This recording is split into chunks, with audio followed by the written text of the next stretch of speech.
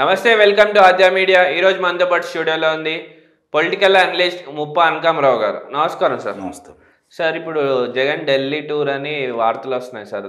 ఇప్పుడు ఢిల్లీ వెళ్ళి ఏం చేయబోతున్నాడు సార్? కొత్తగా చేసేది ఏముంది ఆయన? ఇంతకుముందు ఏమన్నా జరిగిందా? 2019కి ముందు కేంద్ర పెద్దల్ని ఏ రాష్ట్ర ముఖ్యమంత్రి కానీ మంత్రులు కానీ వెళ్ళి కలిస్తే బయటకు వచ్చిన తర్వాత సంయుక్తంగా, అంటే ప్రధానమంత్రి గారిని చేస్తే మిగిలిన వాళ్ళందరితో కలిసి సంయుక్తంగా ప్రసార మాధ్యమాలకి వివరాలు అందిస్తూ ఉండేవాళ్ళు. మరి ఈ 4 నెలల కాల పరిమితిలో ముఖ్యమంత్రి గారు ఎన్నిసార్లు వెళ్ళినా వాళ్ళకు అనుకూలంగా ఉండేవాళ్ళు తప్ప రాష్ట్ర ప్రయోజనాల గురించో రాష్ట్రానికి సంబంధించిన వాటి గురించో పెద్ద చర్చలు వచ్చినట్టుగా కానీ దాని గురించి మాట్లాడుకున్నట్టు కానీ ఇప్పటివరకు అయితే మనం అయితే చూడలేదు కదా. వివేక గారి కేసు, అవినాష్ రెడ్డి గారు అంటే ఆయన వ్యక్తిగతంగా అనేది ఎక్కువగా వినపడతా ఉంది. అలాగే అప్పుల గురించి మాత్రమే దృష్టి పెట్టి ఆయన పర్యటనలు జరుగుతున్నాయని చెప్పని చాలా స్పష్టంగా ఇప్పటి వరకు చూసుకుంటే మనకు అర్థమవుతా ఉంది. అంటే ఈ టూర్ చంద్రబాబు గారు అరెస్ట్ మీద ఏమన్నా మాట్లాడగా దానికోసం ఏదన్నా అనుకోవచ్చా? దాని గురించి కూడా మాట్లాడటానికి జరుగుద్ది, అందులో సందేహం కూడా ఏమి లేదు. ఎందుకంటే ఇప్పుడు ఆయన చెయ్యి దాటిపోయి కేంద్ర పెద్దల చేతుల్లో ఉంది ఇప్పుడు దానికి సంబంధించింది అంతా కూడా. మరి జరుగుతున్న పరిణామాలు, మరి ఆయన నిర్బంధంలో తీసుకున్న తర్వాత ప్రజల్లో నిరసన ఏ స్థాయిలో వచ్చిందనేది స్పష్టంగా వాళ్ళకి అర్థమైపోయింది. కాబట్టి దాని గురించి కూడా కొంచెం చర్చలు వస్తాయి, అందులో సందేహం కూడా ఏమి లేదు. ఇప్పుడు కేంద్ర పెద్దల యొక్క ఆలోచన కావచ్చు, ఇక్కడ వీళ్ళ ఆలోచన కావచ్చు, ఎంతో కొంత నష్టం జరిగిందనేది వాళ్ళకి అర్థమైంది. నష్ట నివారణ చర్యల గురించి కూడా ఏదైనా మాట్లాడుకుంటూ ఉండొచ్చు. అలాగే కొంతమంది మేధావులు, రాజకీయ పరిశీలకులు, వీళ్ళు రాజకీయంలో ఉన్నవాళ్ళు మాట్లాడుతుంది ఏంటంటే, అంటే ఎప్పటి నుంచో అంటూ ఉన్నారు, చాలా 2 సంవత్సరాల నుంచి జరుగుతూనే ఉంది ఇది. ఎప్పటికప్పుడు ప్రభుత్వాన్ని నడపలేడు, పరిమితికి మించి అప్పులు తీసుకొస్తున్నారు, కాబట్టి ఇబ్బందులు పడుతున్నారు, ప్రభుత్వం నడపడం కష్టంగా ఉంటుంది, ఎన్నికల్లో రాబోతున్నాయి, ఈ విధంగా మాట్లాడుకుంటూ వస్తూనే ఉన్నారు. కానీ ఇప్పటి వరకు కూడా ఆయనేం ఇబ్బంది పట్టలేదు. కేంద్ర ప్రభుత్వం సహాయ సహకారాలు అందజేస్తూనే ఉంది, ఎంత అప్పు కావాలంటే అంత ఇస్తూనే ఉంది. ఆయన సంక్షేమ పథకాలకి దాన్ని మళ్ళిస్తూనే ఉన్నారు. అభివృద్ధి గురించి ఆయన ఆలోచించకపోయినా సంక్షేమానికి ఇబ్బంది లేకుండా నెట్టుకొస్తూనే ఉన్నాడు కదా. దానివల్ల అయితే ఎన్నికలకు వస్తారని చెప్పైతే నేను భావించట్లేదు.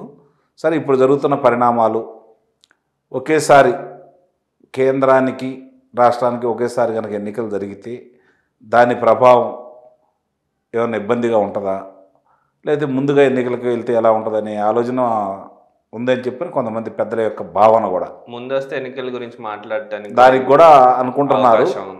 అట్లాగే చంద్రబాబు నాయుడు గారి దానికి సంబంధించింది అనుకుంటానే ఉన్నారు తప్ప మిగిలిన నాటి గురించి అయితే నేను రాష్ట్ర ప్రయోజనాల గురించి మాట్లాడి మనకు అనుకూలంగా నిధులు కావచ్చు, లేకపోతే ప్రత్యేక హోదా కావచ్చు, పోలవరానికి నిధులు కావచ్చు, లేకపోతే విశాఖపట్నం ఉక్కు నిర్మాణాన్ని ప్రైవేటీకరణ చేయకుండా ఆపడే విషయాల్లో కావచ్చు, వీటి గురించి ముఖ్యమంత్రి గారు పోరాడతారని కానీ సాధిస్తారని కానీ మనం భావించాల్సిన అవసరం అయితే లేదు.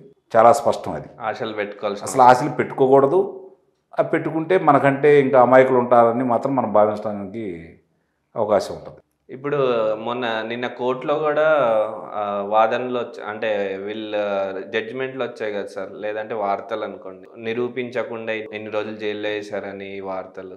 అంటే నిన్న హైకోర్టు న్యాయమూర్తి గారు చెప్పింది పదే చెప్తారేంటి, అసలు దీనికి సంబంధించిన ఏమేమని చెప్పని కొంచెం విసుక్కున్నారు అని వార్తలు బయటకు వచ్చిన మాట మాత్రం వాస్తవమే.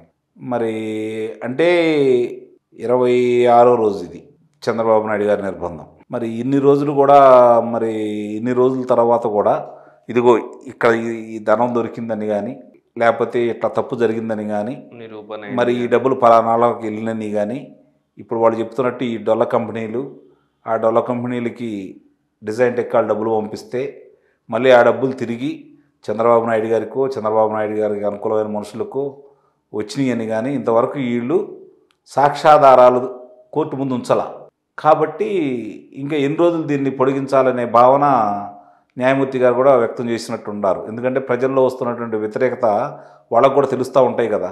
అవును, ఏ కారణాల వల్ల ఇక్కడ తిరస్కరించినా ఆయన వాదనని మళ్ళీ ఇప్పుడు ప్రజల్లో విపరీతమైనటువంటి అసహనం, ఈ తీర్పు తప్పు అని చెప్పని, లేకపోతే ఈ కేసులు తప్పు అని చెప్పని ప్రజలు భావిస్తున్నారని చెప్పని వాళ్ళకు కూడా సమాచారం అందింది కదా.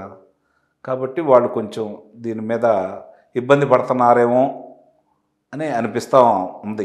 జడ్జిమెంట్ ఎలా రావచ్చు సార్? అంటే ఇప్పుడు అంటే ఒకటి మాత్రం స్పష్టంగా నాకైతే అనిపిస్తుంది ఏంటంటే, చంద్రబాబు నాయుడు గారు బెయిల్ కోసం వెళ్లకుండా క్యాష్ పిటిషన్ వేయటం వల్ల ఆయనకు ఒక్కడికే కాదు, రాబోయే రోజుల్లో చాలామంది రాజకీయ నాయకులకి మేలు జరిగిద్దని నేను భావిస్తున్నాను. ఎందుకంటే ఈ తీర్పు భారతదేశ వ్యాప్తంగా పెను సంచలనం సృష్టించింది, అందుట్లో ఎలాంటి సందేహం కూడా లేదు.